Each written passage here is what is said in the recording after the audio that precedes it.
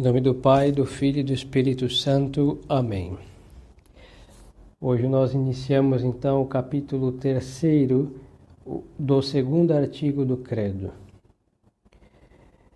Pergunta número 68. Que nos ensina o segundo artigo do Credo?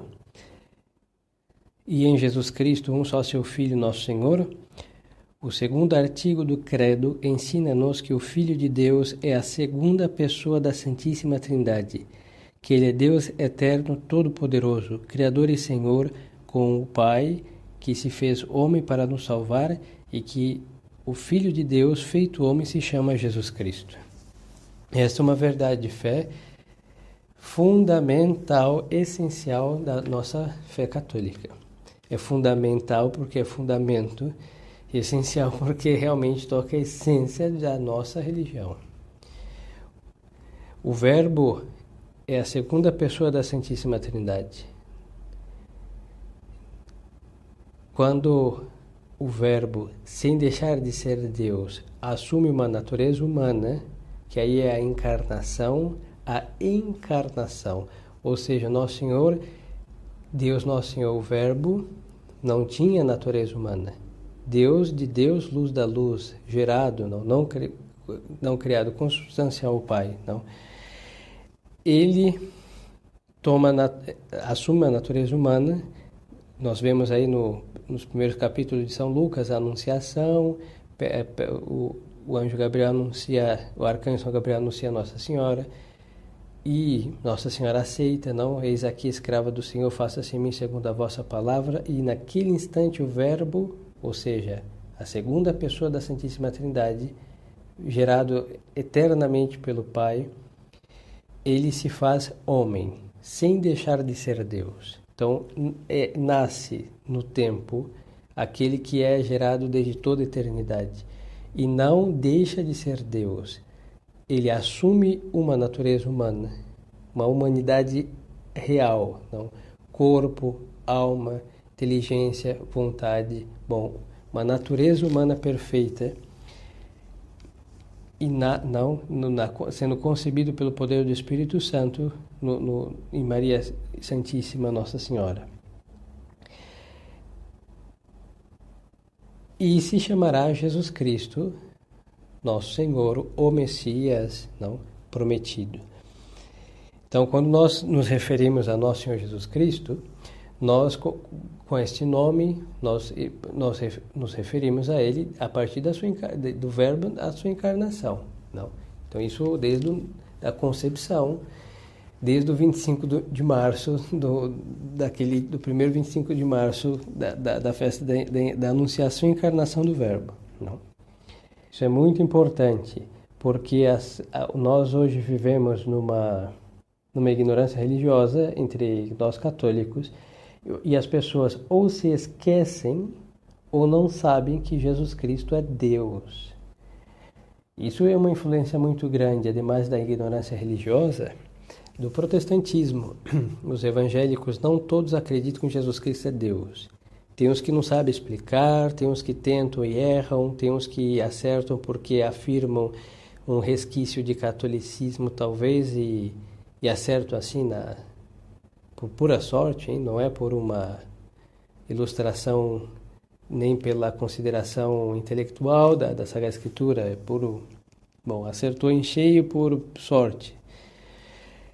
E muitos católicos, por ignorantes, porque não conhecem o catecismo, então falam que se perguntar, é melhor nem perguntar, porque a resposta beirará a heresia ou acertará em cheio na heresia, né? Então, para que nós não tenhamos este erro que é grave contra a fé, nós devemos afirmar com toda a nossa fé e alma, e inteligência e vontade que Nosso Senhor é Deus.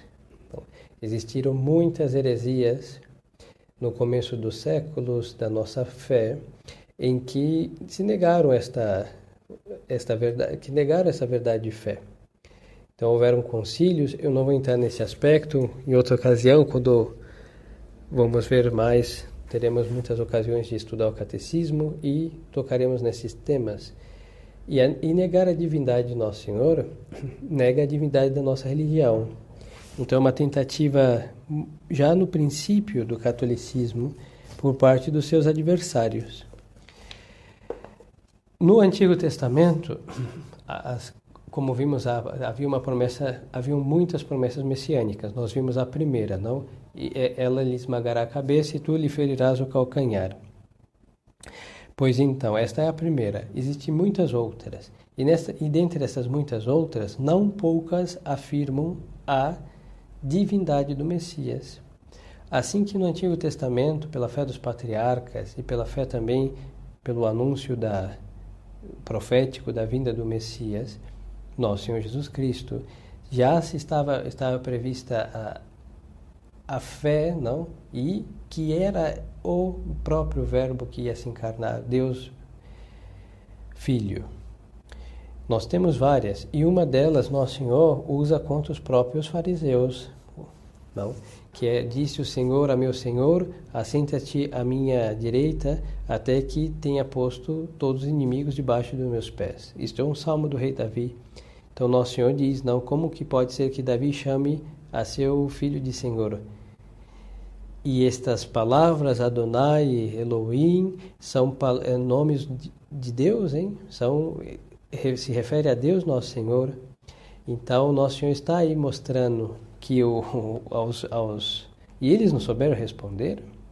Isso é interessante, por quê? Porque mostra que naquele então, no tempo de Nosso Senhor, a sinagoga, por questões temporais, políticas, havia deturpado as interpretações da Sagrada Escritura. É o grande problema de fazer da religião política. Não. Você pega a doutrina e faz... É verdade que a política tem que obedecer à lei moral, enquanto isso está iluminada pela religião, obviamente.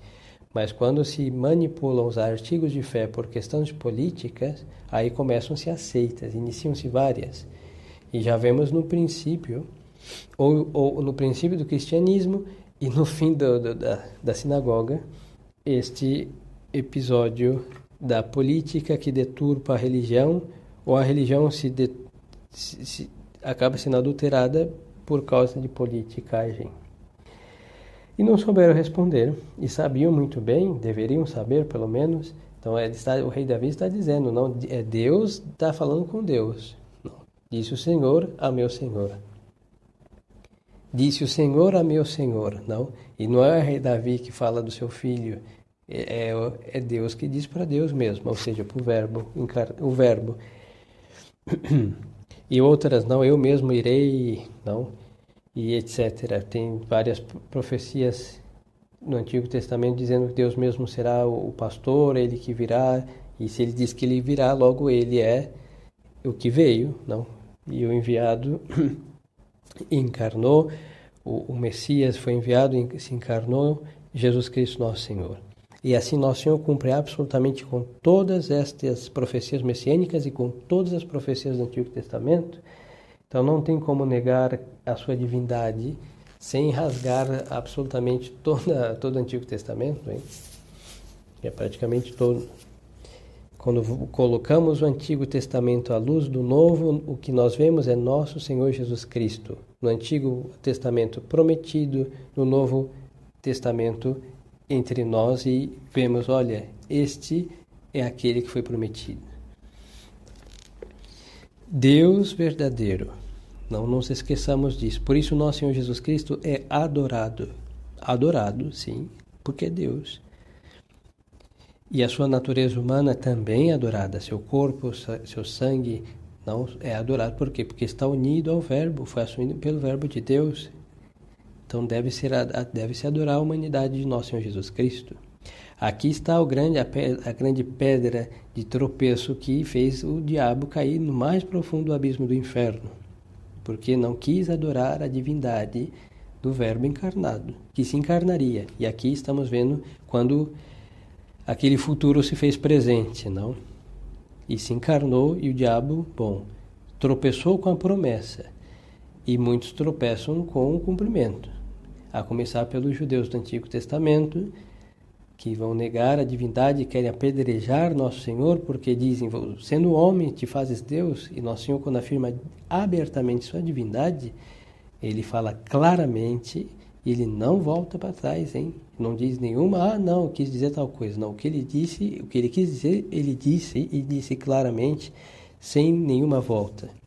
Verdade que ele vai revelar gradativamente, mas ao revelar, revela clara, e os judeus entendem e querem o quê? Matá-lo. Por quê? Porque eles não querem aceitar isso.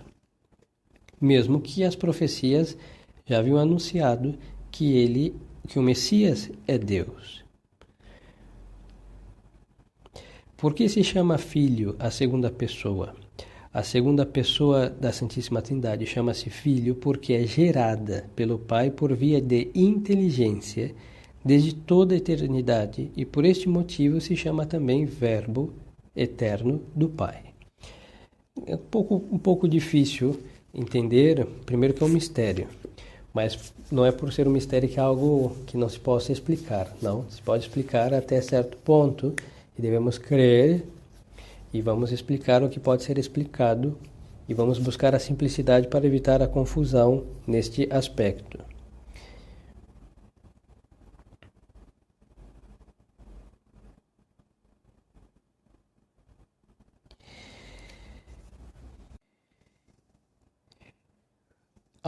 Aqui já podemos começar a ressaltar o que havíamos dito quando falamos que o homem foi criado à imagem e semelhança de Deus, porque em nós existe uma semelhança uma imagem do que acontece, não? O verbo, o que é o verbo? Ele é o conhecimento que o Pai tem de si. Então, o eterno Pai se conhece perfeitamente, e a perfeição do seu conhecimento é Deus. Por isso, no credo dizemos com toda a verdade, é muito bela essa afirmação do credo, Deus de Deus, porque é luz da luz. Então, a verdade de Deus conhecido, o gerado desta verdade conhecida, se chama Verbo. E quando se encarnar, Jesus Cristo nosso Senhor. Quando nós conhecemos alguma coisa, o nosso intelecto se adequa, não, à coisa conhecida. Então nós aí depois tem a abstração, todo um procedimento que explica de modo muito belo a filosofia, e tem o que se chama o verbo mental, não? Então isso é uma imagem em nós do que ficou justamente do que Deus Nosso Senhor eternamente, desde sempre, gera o verbo, não, e dele é gerado o verbo. Então, o intelecto também, o nosso intelecto, quando conhece uma coisa, por isso os antigos filósofos chamavam de um parto, parir, não. De fato, o nosso intelecto acaba gerando algo é gerado pelo conhecimento, a verdade, não um parto. Doloroso por causa da ferida do pecado original chamada ignorância, mas em todo caso, o intelecto, o objeto próprio do intelecto é a verdade. Então, negar a verdade no sentido absoluto e bem ontológica e filosófica é um absurdo, hein? Você vê como é gravíssimo, e hoje o ser humano está em um nível tão absurdo que é capaz, principalmente os que se acham inteligentes, de negar a verdade absoluta, obviamente. Não existe verdade. A verdade é a verdade. E eles dizem, não existe a verdade. Você acha, você cria que isso é verdade, até um dia que lhe dirão que não é. Mas olha só, tudo tem o seu objeto próprio. Então, por exemplo, nos olhos são as cores, a luz. O olho não pode ver algo que não tenha cor e luz. Algo corpóreo, algo tem que se fazer o quê? Captável pelo sentido do olhar. O tato, não? As coisas corpóreas físicas. Eu não posso tocar algo que não tenha uma superfície, um corpo. Impossível. Uma sensibilidade, não? Por isso nós não podemos apalpar um espírito. Agora, se eu negar estas realidades, então o que eu estou vendo? É uma coisa que não existe? Então eu estou vendo uma coisa que não existe. Tá bem. Por exemplo, aqui diante de nós está este crucifixo. Vamos à margem da sacralidade do crucifixo, mas é uma imagem, é uma cruz e tem um homem crucificado. A fé me ensina que é Nosso Senhor, mas vamos abstrair e vamos ver um objeto como então, eu tenho o conhecimento do que o que é uma cruz. Não é assim o acaso que fez eu chamar de cruz. Existe um conceito em que um instrumento outrora de tortura, de sentença, usado nesse caso pelos romanos, e este homem crucificado que foi sentenciado de modo iníquo. Então eu tenho conceitos, e quando eu vejo com esses conceitos ali, eu falo assim, é Nosso Senhor Jesus Cristo. Essa imagem é dele. Por que eu não chamo de uma imagem de qualquer outro sentenciado? Porque não é. Existe uma verdade de um fato histórico, e que juntando estes fatos com o conceito que já temos, por termos sido instruídos na religião católica, então toda madeira não cruzada com uma imagem de um homem crucificado, eu sei que é um crucifixo e é Nosso Senhor Jesus Cristo. Então existe uma verdade, não é um acaso e não é uma criação que um dia vão falar, não, sabe, olha, aquele não era Nosso Senhor Jesus Cristo, era um homem como muitos outros morreram. Não, existe. Então, por exemplo, eu olho esta mesa, primeiro que os meus olhos captaram a forma e o modo, então eu sei que todos os objetos com esta disposição se chama mesa. Vou chamar isso de um barco? Não, porque as minhas palavras vai mudar, obviamente, o vocábulo, por isso existem várias línguas. Mas o conceito é o que se chama universal, hein? O que eu entendo em português de mesa será o mesmo em espanhol, em inglês. As palavras não, mas o conceito é o mesmo. E qual é o alvo disso? A verdade, o conceito dessas coisas. Onde reside isso? No intelecto, é isso que eu conheço. E que todos os homens conheceram. Por isso sabemos que e essa afirmação é uma afirmação infalível. E eterna, hein? Sempre, uma mesa vai ser uma mesa para sempre. Pode colocar 4 cadeiras, 3 cadeiras, uma forma circular, retangular, o que quiser. Isso são coisas acidentais. Mas existem características universais, ou seja, perenes, para que isso seja uma mesa. Você pode comer no chão, você pode comer uma madeira, com o que você quiser, mas só que estamos falando de uma mesa, e uma mesa vai ser uma mesa para sempre, por exemplo. Então, esta dificuldade é uma dificuldade muito grave de uma enfermidade intelectual moderna causada no homem graças aos filósofos que não são, entre muitas aspas, os modernos, hein? Que negam a realidade, negam os conceitos, negam a verdade em definitiva. E esses monstros foram paridos por Lutero. Ele é o primeiro a desacreditar nos tempos modernos a Deus, a autoridade divina, por isso ele corrige a Sagrada Escritura, ele desacredita a autoridade do Sumo Pontífice, por isso ele, ademais de insultá-lo, ele resiste e também deturpa todos os ensinamentos papais até chegar à negação desta autoridade. Por isso ele acaba com os sacramentos que são de instituição divina. Por quê? Porque não existe verdade no sentido absoluto e infalível da palavra. Então tudo isso está sujeito, como foram invenções, segundo ele, convencionais, humanas, para honrar a Deus. Se são convencionais humanas, não estão respaldadas, não estão guardadas e blindadas pela autoridade de Deus, então eu posso mudar a conveniência minha para honrar a Deus do meu jeito. Aí começam-se as seitas protestantes em seus variados níveis, criatividades e aberrações, até ao ponto que hoje chegou ao cúmulo de ter tantas igrejas quantos membros. E nós não podemos nos gloriar de uma unidade, porque o catolicismo ignorante não está longe disso, hein? Quantas vezes nós ouvimos as pessoas dizerem, eu sou católico por quê? Porque, fui batizado, mas eu pratico minha religião do meu jeito.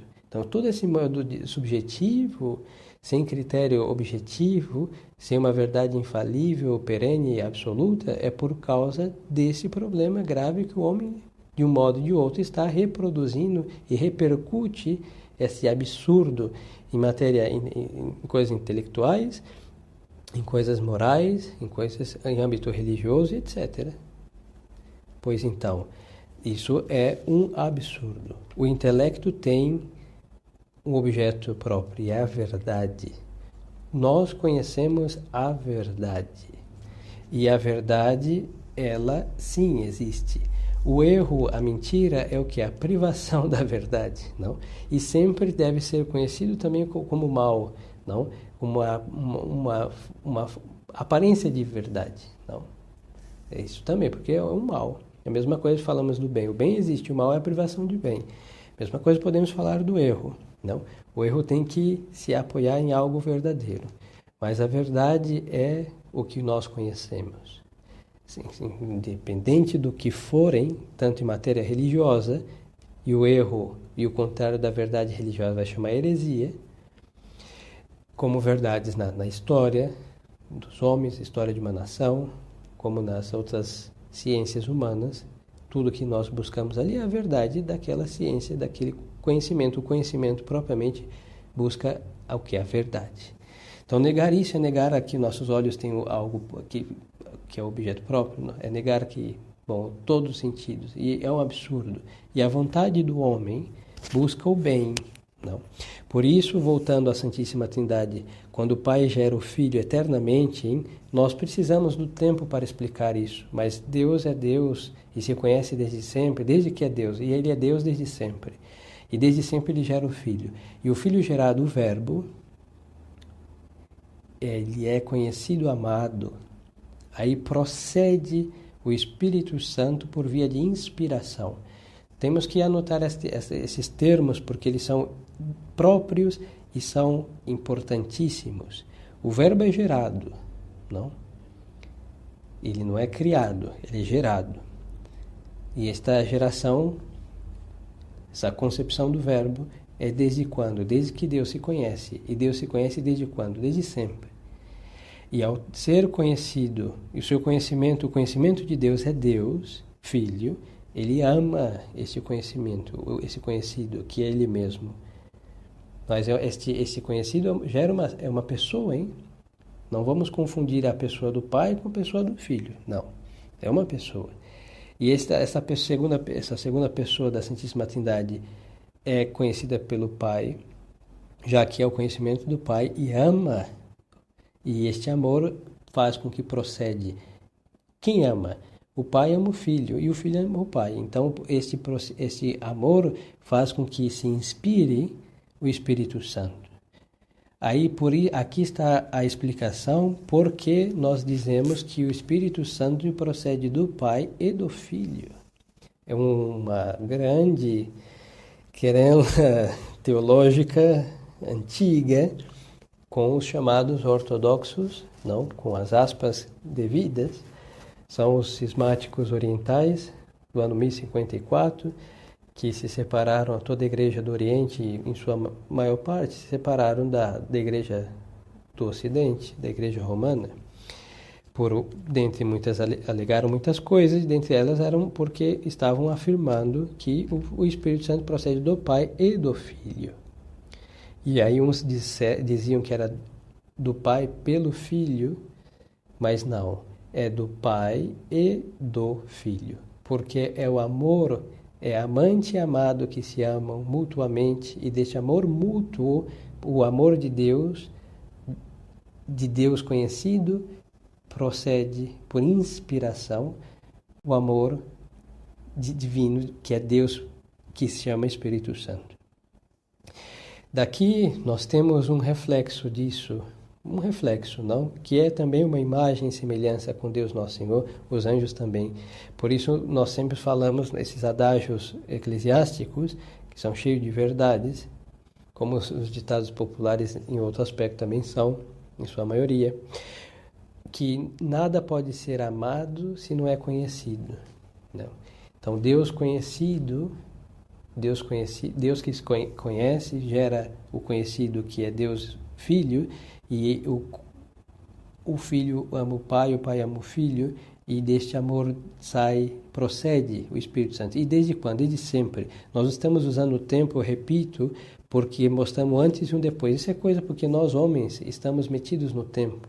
Não podemos explicar algo que se não tem um antes e um depois. Mas em Deus não é o antes e o depois, é sempre, eternamente assim.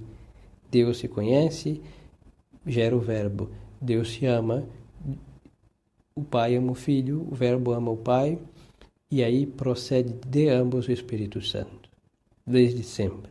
Por isso é Deus Pai, Deus Filho e Deus Espírito Santo. 3 pessoas distintas e um só Deus verdadeiro. É o mistério da Santíssima Trindade. E nosso Senhor Jesus Cristo é o Verbo que se encarnou. Por isso, quando nosso Senhor diz, eu sou a verdade, é pura verdade isso, hein? Ele é a verdade por essência, porque ele é o conhecimento do Pai. Ele foi gerado desde sempre, porque é Deus Pai que se conhece e gera o Filho. Então, ele é a verdade por essência.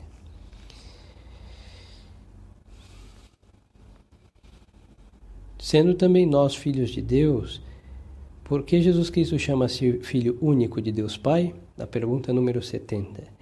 Jesus Cristo chama-se Filho único de Deus Pai porque só Ele é por natureza seu Filho e nós seus filhos por criação e por adoção. Então, nosso Senhor Jesus Cristo é Filho por natureza. Nós podemos dizer uma comparação bruta, não? Em outra ocasião já fizemos e vamos repetir. Por exemplo, de um homem não pode nascer uma fruta, uma laranja, porque não é da natureza de um homem, obviamente, gerar um vegetal. Não é. Não nasce dele. Agora, um animal bruto tampouco. O homem não pode ter como filho gerado em suas entranhas um cachorro, um gato ou qualquer outro animal. Não pode. Uma ave, muito menos. Não pode. Não é? A sua natureza humana vai gerar o que? Um ser humano. Então, salvando as distâncias também, mas a verdade se aplica, de Deus só pode nascer Deus. Então, o verbo é Deus de Deus, da natureza divina, não nasce de Deus. Os homens não nasceram de Deus, hein? Os homens foram criados por Deus. Entre o nascer e o criar há uma diferença imensa. Então, Deus criou homens, anjos, tudo que existe, não tudo fora de Deus foi criado. E estas coisas não são da natureza do Criador. Por isso ele criou uma variedade de natureza, de coisas conforme o ser de cada uma. Agora, o verbo sim é da natureza de Deus, por isso Deus de Deus. Então, Deus gera Deus. Então, o gerado por Deus é o verbo, é o Filho que, ao encarnar-se Jesus Cristo nosso Senhor, sem deixar de ser o Filho por natureza e por essência. Por isso é o Filho único. Contra esta verdade de fé essencial na nossa fé católica. E contra essa fé essencial, existem os chamados muçulmanos. 2 classes de gente principais e numerosas que não creem nesta verdade e para eles é uma blasfêmia. Chamam muçulmanos e judeus. Outras religiões por aí também poderão fazer-se suas estas blasfêmias, não? De negar e de ter como insulto esta verdade de fé. Os muçulmanos, porque para ele Deus não tem um filho, e isso eles vão insistir em várias oportunidades no livro deles. E para os judeus, porque também eles deturparam, como vimos, e já não enxergaram Nosso Senhor tendo as profecias em mãos, e um resquício muito mais próximo dos patriarcas do que agora, que já se passaram 2000 anos de péssimas interpretações bíblicas, então eles não conseguem enxergar e eles estão incapacitados de enxergar pela cegueira da perfídia, não? Então aqui quando nós falamos, só em um parênteses, que o ecumenismo é um problema grave, nós não estamos exagerando, não é porque nós, ademais de não gostarmos de estar com pessoas de outra religião entre nós, ademais deste pormenor, há uma razão de fundo essencial que supera os gostos, é porque eles negam o que é essencial e fundamental para a salvação da nossa alma. Nada mais e nada menos do que isso. Então, numa reunião ecumênica, você tem que esconder a divindade de nosso Senhor Jesus Cristo, porque se você afirmá-la com toda a verdade, com toda a voz, aí você vai perder os seus chamados amigos, irmãos separados ou desconhecidos, sei lá o que, como chamam. E tudo isso é absurdo, hein? Se na nossa fé nós nascemos como pessoas de fé e nós temos que, como homens de fé, crer nesta verdade, quem nega não a tem. Ou a perdeu ou não a tem por não a conhecer, logo não tem nenhuma irmandade entre nós, católicos, e qualquer outro ser de qualquer outra religião, mesmo que sejam dissidentes, não, sejam derivados, não, depois o chamado de cristãos, porque, por exemplo, aquele testemunha de Jeová que todo final de semana vai infernizar você em sua casa, os senhores em suas casas, ele tampouco crê que o Verbo é Deus, hein? O primeiro capítulo de São João, que nós lemos praticamente quase todas as missas, o que se diz? Primeiras palavras, no princípio era o Verbo era Deus, o Verbo estava em Deus, o Verbo não era Deus. O que esses infelizes que vão infernizar-nos todos os finais de semana às portas de nossas casas, principalmente nos sábados, na hora do almoço, vão dizer o quê? Que na Bíblia deles, deturpada, que o Verbo parecia Deus. O parecer não é, hein? É uma coisa, ser é uma coisa, agora parecer é outra, diferente. E aí os senhores vão dizer, não, mas o importante é acreditar em Deus. Ele não está acreditando em Deus, hein? Se ele está realmente negando, porque Deus necessariamente, essencialmente é trino em pessoas e único, uno, em um Deus só e três pessoas. Então, se eu estou aí apagando a segunda pessoa da Santíssima Trindade, eu não estou acreditando no Deus verdadeiro. E quem me apagou? Primeiro tentaram apagá-la crucificando-a, não os judeus. Depois insultando-a, os muçulmanos, que também são derivados do judaísmo e de um cristianismo precário, não? Então, tem coisas parecidas, pouquíssimas, e tem coisas totalmente contrárias. O que é contrário veio do judaísmo, o que é parecido veio de um contato que Maomé teve com algumas tribos cristãs. Mas eles estão anulando a segunda pessoa da Santíssima Trindade. E quem mais está? Os testemunhas de Jeová. E quem mais? Os mormons. Aqueles que andam, primeiro que são os satélites dos Estados Unidos em terno e gravata, com aquela plaquinha plástica. Que, bom, não infernizam tanto, mas só que fazem um trabalho sorrateiro, bem eficaz, hein? Infelizmente. Primeiro vão chamar para jogar bola, numa quadra que normalmente está bem disposta. Então, todos nós que jogávamos bola na rua, tendo uma quadra bem disposta, não, vosso servidor, graças a Deus, nunca tive esta desgraça, não? Mas tínhamos nossa rua e o campinho de terra batida. Pois então, que hoje nem se vê mais. Vão lá, vão jogar bola, tem quadro de basquete, de vôlei, o que quiser. Depois vão lhe ensinar inglês. Quem não quer aprender inglês grátis? Pois é, todos eles sabem falar fluentemente, como língua deles. Depois, eles vão pedir que vá nas reuniões. Aí um dia ele vai falar que pode batizar seu tataravô, seu bisavô, desde Adão até o seu último ancestral, eles podem batizar, perfeito. Batizam todos os mortos. Depois eles vão falar que alguma outra bobagem, e depois eles vão lavar sua cabeça, hein? E não vai ficar limpa, vai ficar suja. De heresias, de confusões. Vou mostrar um livro que é tão sagrado como a Sagrada Escritura, que eles chamam o livro dos Mormons.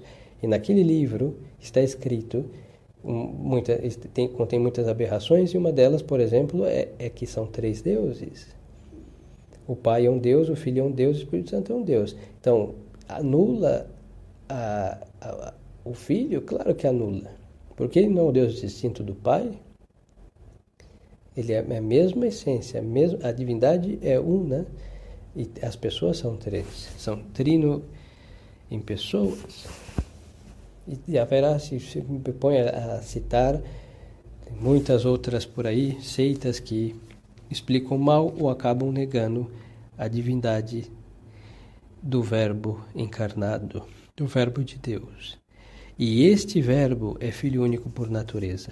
É a pergunta número 70. E nós somos seus filhos por criação e adoção. 2 razões. Filhos, nós e os anjos, por quê? Mesmo sendo criados, temos certa semelhança e imagem de Deus que faz com que sejamos filhos, criados filhos, não? Deus nos criou, mas com e existe em nós e nos anjos a possibilidade de sermos adotados por Deus. Agora, outros seres não têm. Deus não pode adotar para si qualquer outro ser, mas sim o ser humano e o ser angélico. Então, nós temos esta potencialidade de sermos adotados por Deus. E por adoção, porque esta adoção foi levada a cabo. É levada à execução quando? Quando somos batizados. E o que acontece? Quando o sujeito é batizado, se apaga o pecado original pela ablução da água, em nome da Santíssima Trindade. E aí vemos a importância da Santíssima Trindade na fé católica. Por quê? Porque ela é justo com a invocação do Pai, em nome do Pai, do Filho e do Espírito Santo. Em nome do Pai, do Filho e do Espírito Santo.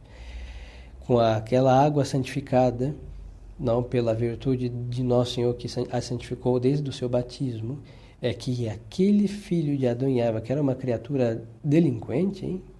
Participante da delinquência de Adão, deixa de ser tal para ser o quê? Filho de Deus, porque aquela potencialidade que havia na imagem e semelhança de Deus Nosso Senhor, que está em todo homem, foi tirada as manchas daquilo, da rebeldia de Adão, e Deus dá a graça santificante que eleva o homem, sem deixar o homem a sua natureza humana, mas o eleva a ser filho de Deus, que o eleva para ser filho de Deus Nosso Senhor. Então a graça, não, que dá esta... É justamente as almas que estão em graça de Deus, elas são filhas de Deus Nosso Senhor. Sem deixar a natureza humana, mas com a natureza humana corrigida e santificada, adotadas por Deus. Por que Jesus Cristo se chama Nosso Senhor? Chama-se Nosso Senhor não só porque enquanto Deus juntamente com o Pai e o Espírito Santo nos criou, mas também porque enquanto Deus e homem nos remiu com seu sangue. Isso é muito importante, primeira coisa a aclarar. Quando nós 3 pessoas divinas obram sempre juntas. O Pai, quando cria, vemos lá no Gênesis, primeiros capítulos, não que o Pai, Deus, se refere ao Pai nos primeiros capítulos e fala que o Espírito Santo de Deus pairava sobre as águas. E quando vamos no primeiro capítulo de São João, mencionamos um pouquinho mais abaixo, está escrito, por ele e para ele, ou seja, para o Verbo, foram feitas todas as coisas. Então aí vemos que está a Santíssima Trindade na criação, mas se atribui a Deus Pai, Nosso Senhor. Agora, Nosso Senhor Jesus Cristo, então, é Nosso Senhor por quê? Primeiro nos criou, junto com o Pai e o Espírito Santo, não, Ele nos criou, e depois porque... enquanto Deus e homem nos remiu com seu sangue. Então temos pertencemos a Deus Nosso Senhor por essa dupla razão. Por Ele ter nos criado, já é Nosso Senhor, e por nos ter remido. É muito belo porque a noção de redenção, remir, quer dizer um resgate do que lhe foi roubado. Então o que aconteceu com os homens? Os homens foram sequestrados pela desobediência de Adão e os homens foram sequestrados pelo pecado, e o que acontece? Deus Nosso Senhor vai, pelo seu sangue, resgatar o que foi roubado. Isso que somos a redenção. Somos remidos pelo seu sangue. É o preço do resgate dos filhos de Adão e Eva que haviam sido sequestrados. E por esta razão não nos remiste e nos fizeste de nós realmente nosso Senhor nos remiu com o seu sangue e nos dá um reino, ou seja, Ele é o Senhor, não? Ele tem uma conotação a essas almas remidas do senhorio deste Redentor sobre os remidos. Então, uma segunda razão pela qual nós chamamos Nosso Senhor de Nosso Senhor. E entre nós católicos, nós também, por respeito a Deus, nós não dizemos Jesus, Maria, Lucas, Pedro, André, não. Quem chama assim, provavelmente quem chama Nosso Senhor de Jesus é a mãe dele, Nossa Senhora. Não poderia fazer. Muito provável o chame de Nosso Senhor. Eu não tive nenhuma visão e nem quero, mas supomos, não? Em todo caso, será com todo respeito, o maior respeito, Nossa Senhora, para com seu filho. Agora, hoje, pela vileza, e as pessoas confundem a familiaridade, assim, com essa confiança no sentido ruim, e com a as coisas do modo mais informal. Hoje já se vê, né, os filhos chamarem os pais pelos nomes. Isso é muito feio, horrível. Ademais de ser feio e horrível, isso não é normal. Não? Então nós, muito menos a Deus, não vamos chamar Jesus. Isso é para quem é atrevido e sem educação para com Deus, porque não tem fé, se chama protestante, evangélico. Um católico educado pela Santa Igreja a tratar Deus como deve ser tratado, chama Nosso Senhor, ou Jesus Cristo Nosso Senhor. A Maria Santíssima nós chamamos Maria Santíssima, ou Maria Santíssima Nossa Senhora, ou Nossa Senhora, hein? Ou Nosso Senhor diretamente. E aos santos nós não chamamos, Pedro disse. Não, Pedro, quem chama Pedro assim, talvez a sua esposa e a sua mãe. Nós chamamos o quê? São Pedro. Lucas disse. Não, Lucas, sim, ele escreveu. O que ele escreveu? São Lucas? Sim, São Lucas, é um santo. Antônio? Não, Antônio não, Santo Antônio. E assim por diante. Não. Então, os santos são tratados com respeito. E por quê? Porque por causa de Nosso Senhor, que o santificou. E muito mais aos efeitos, que são santos, a causa santificadora, Nosso Senhor Jesus Cristo. Nosso Deus e Senhor Jesus Cristo. Nosso Senhor. Assim devemos referir a Nosso Senhor, porque de fato Ele é Nosso Senhor e Sua Divina Majestade exige.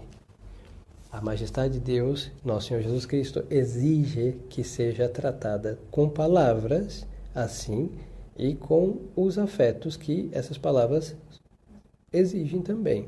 Então não é só uma questão vocal, é uma disposição de alma que chega até a minha língua. Não. Não é só do coração. Nós tentamos desassociar, não, mas eu amo muito Nosso Senhor, Ele sabe que eu amo mais do que todas as coisas. Perfeito, parabéns, esse é o primeiro mandamento. O felicito. Mas justamente por isso deve o tratar não como se trata ao seu filho, ou a seu vizinho, ou a seu amigo, porque Nosso Senhor é muito mais do que tudo isso, Ele é seu Deus. Terá ofensa da parte das pessoas? Não, normalmente é ignorância. Mas só que muita gente instruída que segue falando assim porque acha que isso é o mais perfeito e realmente é uma imperfeição e é uma irreverência, não definitiva, que aí sim pode gerar o pecado. Pode gerar, não, gera o pecado. Irreverência para com Deus, Nosso Senhor, é pecado. Muitos também por influência do protestantismo. O protestantismo realmente invade a nossa vida, hein? Temos que ter cuidado. Isso de Jesus, de Maria, de José, nome diretamente, assim, é um absurdo. É verdade que existem jaculatórias como Jesus, Maria e José, salvai minha vida, vossa é, e Jesus, Maria e José, aquelas que dizemos para os agonizantes, perfeito. Mas eu estou invocando o nome para uma graça, não? Ou outra invocação do nome de Jesus, quando alguém está em agonia, nós depois desta unção, ou quem assiste a quem está em leito de morte, se pede, diga o nome de Jesus, não? Se diz ao ouvido da pessoa, invoque o nome de Jesus. Essa pessoa vai invocar Jesus, não, Jesus, Jesus. E aí sim tem respeito, porque é uma invocação adorando, honrando esse santíssimo nome, reverenciando o santíssimo nome de Maria Santíssima, por isso se diz Maria, Maria. Aí sim, mas fora desta invocação, ao referi-lo, ao se referir a eles, Nosso Senhor, Nossa Senhora, Maria Santíssima, Nosso Senhor Jesus Cristo. Porque o Filho de Deus feito homem se chama Jesus? Se chama Jesus porque quer dizer Salvador, porque nos salvou da morte eterna que merecíamos por nossos pecados. No Antigo Testamento tem uma pessoa que foi uma bela figura de Nosso Senhor, Jesus Cristo. É Josué, que o nome dele também é Jesus, não? É Jesus, Josué, exatamente o mesmo nome. Então, no Novo Testamento, Deus quis ter este nome, porque o arcanjo São Gabriel disse a Nossa Senhora, chamar-se-á Jesus, não. E Nossa Senhora coloca esse nome, obviamente, porque Deus quis ter este nome. É o nome de Deus, Nosso Senhor Jesus Cristo, que quer dizer Salvador. Expressa em perfeição exatamente a razão pela qual ele veio, para nos salvar. Quem deu o nome de Jesus ao Filho de Deus feito homem foi o mesmo Pai Eterno que deu o nome de Jesus ao Filho de Deus feito homem por meio do arcanjo São Gabriel, quando este anunciou à Virgem Santíssima o mistério da encarnação. Nós temos o relato disso em São Lucas, quando aparece o arcanjo São Gabriel.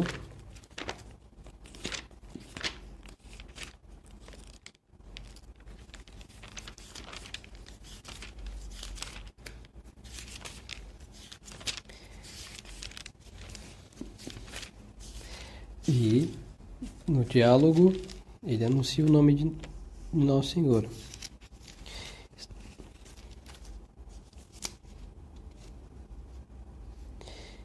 Não temas, Maria, pois encontraste graça diante de Deus, eis que conceberás e darás à luz um filho, e lhe porás o nome de Jesus. Então, é a vontade do Eterno Pai. São Lucas, capítulo 1, versículo número 30.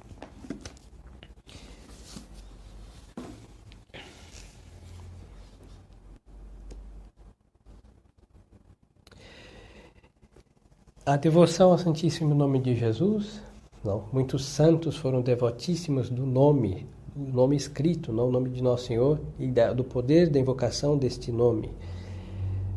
Temos São Bernardino de Sena, por exemplo, foi um grande devoto, então estas letras, não, esse IHS, né, que é Jesus Salvador dos homens, Jesus. Uns colocam Jesus Hóstia Santa, não, Jesus Salvador dos homens, mas é o emblema do Santíssimo Nome de Nosso Senhor, que normalmente estão estampados principalmente nos paramentos litúrgicos, mas também se tem, às vezes, em quadrinhos, se coloca nos oratórios. As pessoas colocavam nas portas no tempo de São Bernardino de Sena. E outros santos também foram devotos, como São Bernardino, e inclusive seus adversários tentaram incriminá-lo de supersticioso, e ele difundiu a prática de ter o nome de Nosso Senhor nas casas, nas portas. A Santa Igreja tem a festa do Santíssimo Nome de Jesus, logo após a festa da circuncisão, que é dia 1º de janeiro. Mas essa festa é móvel, então fica a festa do Santíssimo Nome entre 1º ao 5 de janeiro. E é muito bela porque é exatamente, por isso vemos vinculado aqui, não? O nome de Jesus com a encarnação, com o mistério da encarnação. Foi justo no momento da encarnação, no anúncio da encarnação, que ele já recebe o nome, e a devoção ao menino Jesus de Praga, por nós tão insistida, né? Ou vai por amor ou vai pela força impregnar as almas, que é uma devoção muito importante. Nós, e é o nosso celestial protetor de todos o apostolado que fazemos. Por isso o padre insiste com a novena a insistência, porque é muito milagrosa também. A devoção ao Santíssimo Nome de Jesus, o Menino Jesus de Praga, é a mesma devoção. Tanto que a festa do Menino Jesus de Praga se usa os textos da festa do Santíssimo Nome de Jesus, tanto para celebrar sua festa, que é no dia do Santíssimo Nome, como para celebrar missas votivas, ou seja, as missas por alguma graça ou para honrá-lo durante o ano. E se usa os mesmos textos. E a devoção a Nosso Senhor Menino condensa, assim como um imã que atrai a devoção ao Santíssimo Nome de Jesus. E depois também ao mesmo Santíssimo Nome de Jesus, de certo modo, também se vincula, sem querer aglomerar devoções à força, a devoção à Sagrada Face. Nós temos Santa Teresinha do Menino Jesus e da Sagrada Face. Não é por criatividade da santa, hein? Essas duas devoções do Menino Jesus e Sagrada Face andam realmente de mãos dadas, andam face a face, em realidade. A irmã Maria de São Pedro, que também era devota do Menino Jesus e da Sagrada Face, a qual Santa Teresinha é uma carmelita que Santa Teresinha tinha muita devoção. Não me consta se seguiu um processo de beatificação, creio que caiu no esquecimento. E tanto Santa Teresinha andava com os fios de cabelo dela como relíquia. Uma irmã francesa morreu antes de Santa Teresinha, não foram contemporâneas quase, não. E está a devoção da Sagrada Face da Sagrada Face do Véu de Verônica. E aí Nosso Senhor, nesta devoção, o que Nosso Senhor vai insistir? Para pedir perdão das blasfêmias e da invocação em vão do seu Santíssimo Nome, a profanação dos domingos. Então vemos que do Menino Jesus vamos à Sagrada Face e ambas o Santíssimo Nome é o laço que as une. É a mesma pessoa, obviamente. Nosso Senhor Menino e sua Sagrada Face dele adulto e judiado na paixão, mas só que o que une essas devoções é o Santíssimo Nome de Jesus. Não só une que é a mesma pessoa, mas coloca um laço indestrutível, que é o nome de Jesus Nosso Senhor. E a devoção ao Menino Jesus, também mostrada de um modo litúrgico, é a devoção que a Santa Igreja coloca a devoção eucarística. Tanto que em todas as festas eucarísticas, como Corpus Christi e o tempo da oitava de Corpus Christi,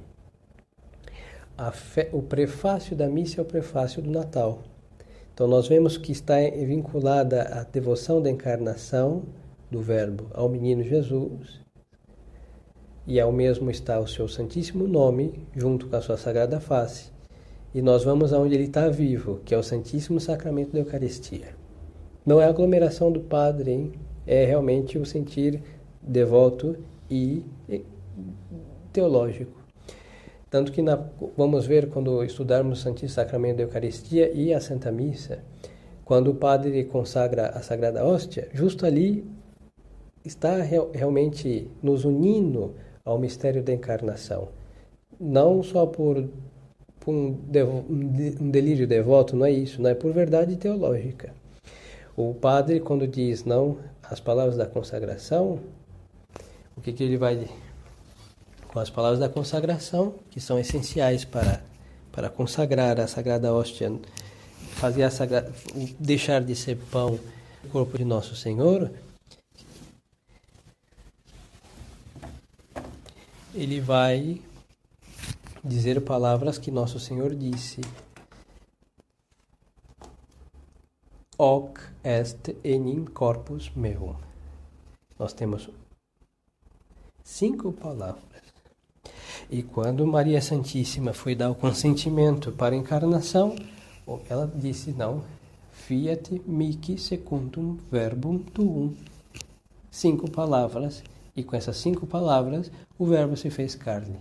E quando o padre diz, hoc est enim corpus meum, com essas 5 palavras, o Verbo encarnado está na Sagrada Hóstia. A hóstia deixa de ser pão e passa a ser corpo, sangue, alma e divindade de Nosso Senhor Jesus Cristo. E aquele momento é a encarnação. Se honra profunda e devidamente o mistério da encarnação. E quando o padre vai consagrar o vinho no preciosíssimo sangue, aí é o mistério da redenção, da paixão e morte de Nosso Senhor. Vamos explicar isso no seu tempo devido. Então, que toda a devoção à Sagrada Face, ao Menino Jesus, ao Santíssimo Nome, vá ao Santíssimo Sacramento, tanto que a igreja usa o prefácio do Natal, na oitava de Corpus Christi e na festa de Corpus Christi, não é em vão, é realmente por esta razão. Muito séria a devoção, por isso de importância, à margem, não, as devoções pessoais que tentamos comunicar às outras pessoas, ao bom Menino Jesus de Praga, ao Menino Jesus de qualquer outro lugar, para nos colocar aí uma grande confiança em Nosso Senhor, ao seu Sagrado Coração também, não se separa, porque Nosso Senhor no Santíssimo Sacramento está vivíssimo e ali pulsa o seu coração e vai bombeando sangue para todos os membros do seu corpo. Então devemos ter essas devoções sérias. Essas são devoções sérias, hein? Não ficar rezando a oração da palha, do berço, do menino. Não. Por favor. A oração do digital que Nosso Senhor deixou na bolinha de gude. Não, por favor. Vamos ter uma devoção séria. Não. Tenham cuidado com essas rezas que andam soltas por aí. Às vezes tem indulgências, inclusive, que ninguém sabe se são verdadeiras, são falsas. Tem que ter cuidado. O tempo é breve e devemos ter devoções sólidas. E aqui está uma devoção importantíssima ao nome de Jesus Nosso Senhor, e honrar este nome, invocar nas tentações e evitar dizer como uma interjeição, hein?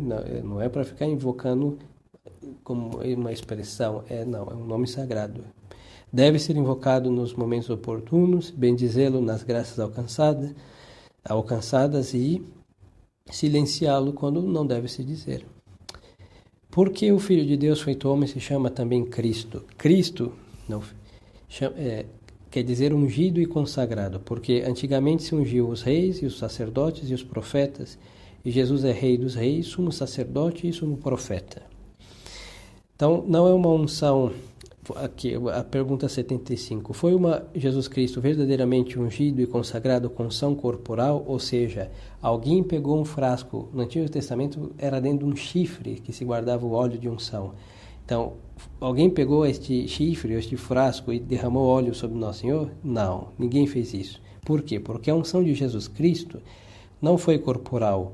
Ou seja, não foi ungir, passar azeite, não foi isso. Como a dos antigos reis. Por exemplo, quando foram escolher o rei Davi, depois que ele foi escolhido, não estava no campo, foi escolhido e eleito, o profeta derrama óleo na cabeça dele e ele passa a ser rei. Sumo sacerdote, os sacerdotes também eram ungidos, e nós vemos quando Moisés constrói o templo cabana ainda, desmontável, Arão foi ungido sumo sacerdote e sumo profeta. Os profetas também eram ungidos, e Nosso Senhor, por ser o Rei dos Reis, o sumo e eterno sacerdote e o profeta, ele tem essa unção, não corporal, mas toda espiritual e divina, porque é a plenitude da divindade que habita nele substancialmente. Então, a união do Verbo, Deus de Deus, luz da luz, com a natureza humana que Nosso Senhor assume, com a natureza humana, e não com todos os homens, como disse João Paulo II. Não, isso daí não é nada conforme a fé católica, mas com uma natureza humana, que Nosso Senhor assume. O que acontece? Essa natureza humana é absolutamente ungida, e aí se chama a outra palavra teológica muito importante, a união hipostática. Então, por esta união, Nosso Senhor, Deus, Nosso Senhor Jesus Cristo, a sua natureza humana, está perfeitamente ungida pela divindade. Da natureza divina, a pessoa é uma pessoa divina e essa natureza humana está totalmente unida à divindade da pessoa e da natureza divina. Tiveram os homens algum conhecimento de Jesus Cristo antes da sua vinda? Sim, tiveram os homens algum conhecimento de Jesus Cristo antes da sua vinda, pela promessa do Messias que Deus fez aos nossos primeiros pais, Adão e Eva, a qual renovou aos santos patriarcas, e também pelas profecias e muitas figuras que o designavam. Então nós temos aqui algumas coisas a explicar. Primeiro, que antes da vinda de Nosso Senhor existem promessas do Messias que Deus fez. Aí temos as profecias messiânicas, a começar pelo Gênesis 3, versículo 15. Depois, nós temos esta profecia e outras, e a fé nelas, ou seja, a esperança do cumprimento delas, já em Adão e Eva, e esta foi transmitida aos santos patriarcas. Ademais desta transmissão dessas profecias aos santos patriarcas, nós temos outras profecias, ou seja, Deus vai suscitar muitos profetas do Antigo Testamento, e eles vão profetizar a vinda do Messias, como nós temos o que se destaca muito, mas não é o único, o profeta Isaías, não? Eis que a Virgem conceberá e dará à luz um filho e chamará Emanuel, não? Deus conosco, e etc. Mas se agregam mais uma coisa, são figuras que o designavam. O que são figuras? Então, são literais desenhos, não? Que Deus, Nosso Senhor, para instruir e preparar até então seu povo, e não é mais o seu povo, ele fez isso com uma delicadeza imensa para instruí-los, porque eles tinham uma cabeça um pouquinho dura também. Tinham e continuam tendo. O que aconteceu?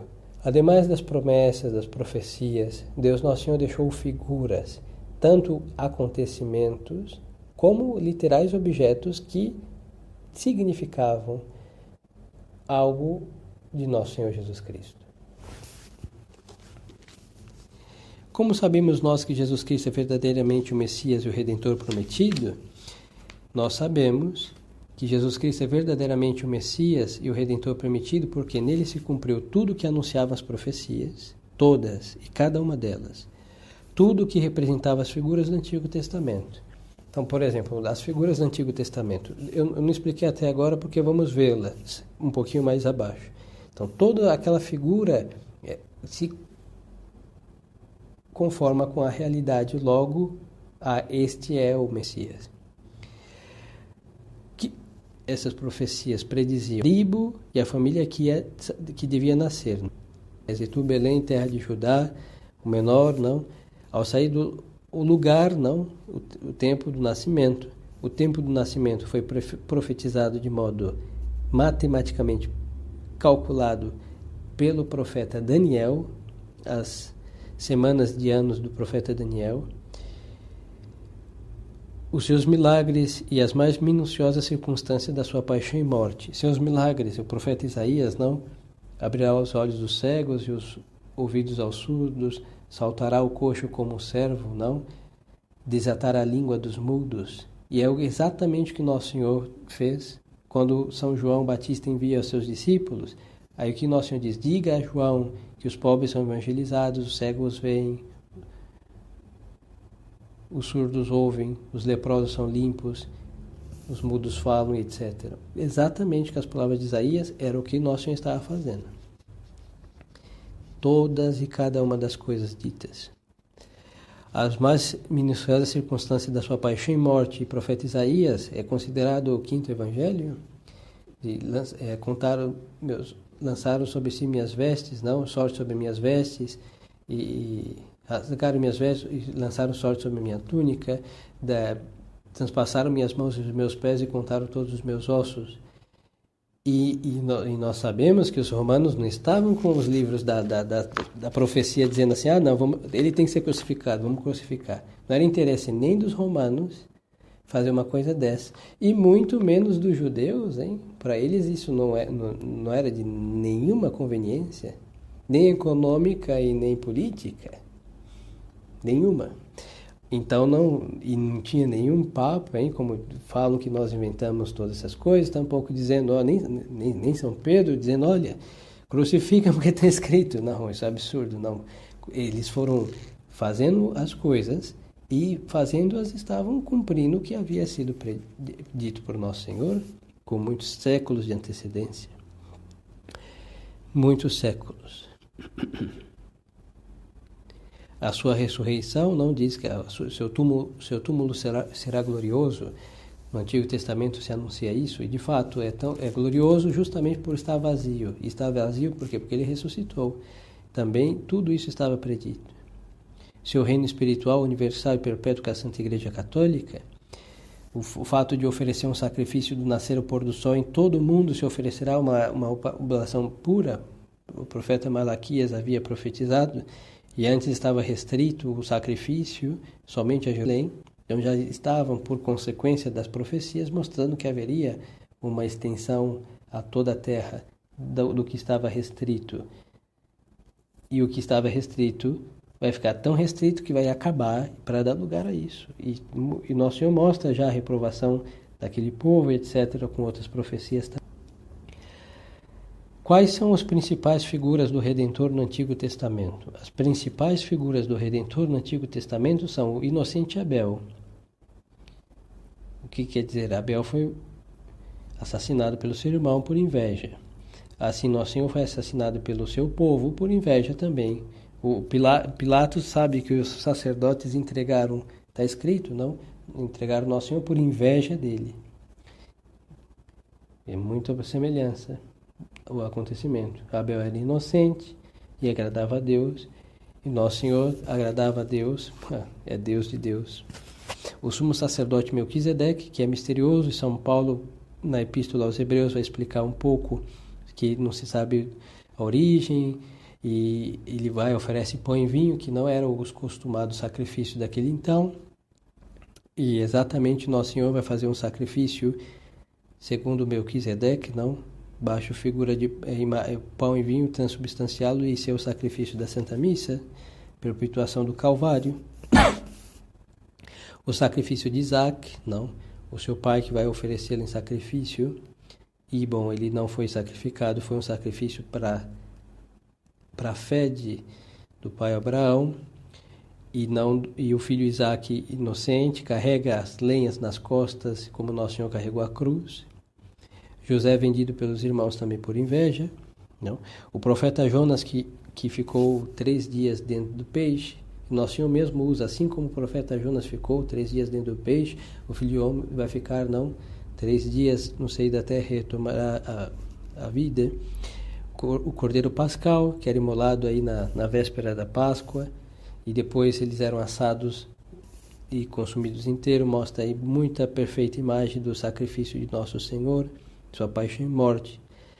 E a serpente de bronze, que foi levantada por Moisés no deserto, e foi levantada numa cruz, uma serpente, quem olhava para ela, está no livro dos Números, e era curado das mordeduras das serpentes, que foi um castigo de Deus contra as blasfêmias e queixas dos hebreus. E assim Nosso Senhor é a salvação contra as mordidas e outros males causados por nossas mazelas. Então vemos isso muito perfeitamente se cumprir. Todas as profecias, todas as figuras em Nosso Senhor Jesus Cristo, logo Ele é o Redentor.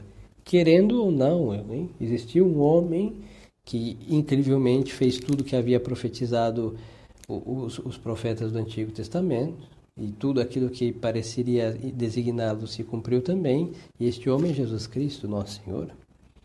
Quem quiser aceitar, ótimo, e quem não quiser aceitar, lamentamos, vai estar recusando nada mais do que uma coisa que, ademais de ser de suma evidência, é só pegar as profecias e olhar Jesus Cristo Nosso Senhor e falar, não, é Ele, não tem outra.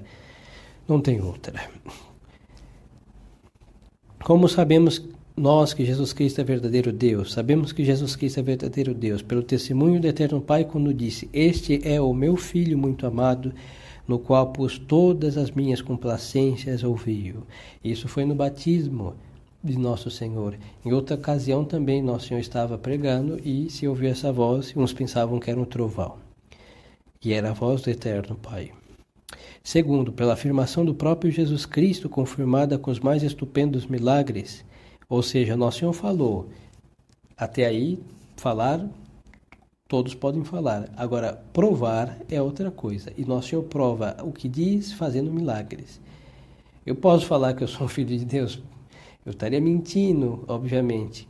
Não, se eu falar que qualquer um que diga que é filho de Deus por natureza, e aí agora ressuscitar o morto e confirmar isso, bom, falarão, mas ressuscitar o morto para confirmar isso com verdade de milagre de verdade, ninguém fará isso. Então, logo, somente ele disse com verdade e provou, e é o Messias, Filho de Deus, Deus de Deus. E pela doutrina dos apóstolos, que o que fizeram os apóstolos? Ouviram o que Nosso Senhor disse, viram os milagres que Ele fez e nos transmitiram os ensinamentos. E pela tradição constante da Igreja, porque a Igreja faz o que? Faz o que os apóstolos fizeram. Por isso a Igreja Católica é apostólica, hein? Dos seus 2000 anos de existência e a sucessão constante da tradição, a transmissão, e é feito com a autoridade dos apóstolos, com a verdade do que eles viram, e confirmada pelos milagres que eles viram, e depois na longa história da Igreja, o que ela ensina também é confirmado com milagres, e assim reafirma, realça cada vez mais que é a verdade. Quais são os principais milagres operados por Jesus Cristo? Os principais milagres operados por Nosso Senhor Jesus Cristo foram, além da sua ressurreição, a saúde restituída aos enfermos, a vista aos cegos, o ouvido aos surdos e a vida aos mortos. Nós vemos nos Santos Evangelhos o relato desses milagres. E, como disse, repito, milagres profetizados, assim, numericamente, pelo profeta Isaías.